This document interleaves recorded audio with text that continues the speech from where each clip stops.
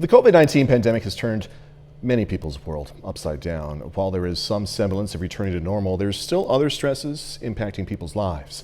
As a result, opioid overdoses are up nationwide. KOAM's Chris Warner spoke with the Ozark Center on what's being seen locally and what options are available for those struggling with addiction. 93,000. That's the number of overdose deaths nationwide in 2020, according to the National Institute on Drug Abuse. It's the highest number of overdose deaths ever recorded in a 12-month period, a 30% increase from 2019. Nathan Honeycutt with the Ozark Center's New Directions facility says they've seen an increase in overdoses locally.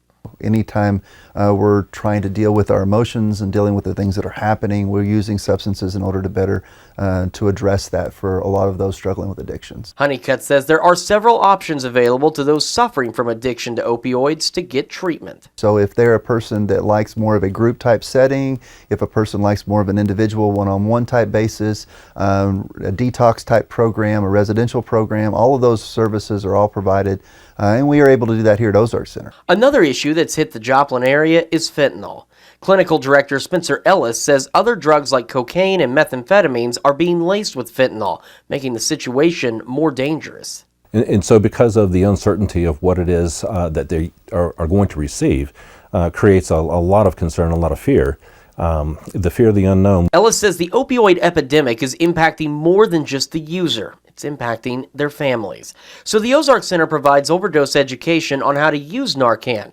But with the fentanyl addition, there's a new issue. Very unfortunately, one of the things we have found recently is that the use of the two-spray Narcan use may not be enough in and of itself to bump the fentanyl out of the opiate receptors. And so a lot of times it takes a double dose.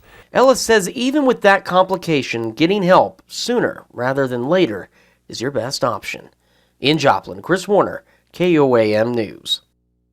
The Ozark Center is hosting a free event for those impacted by a friend or family member's addiction this March. We have more information in this story on our website, KOAMnewsnow.com.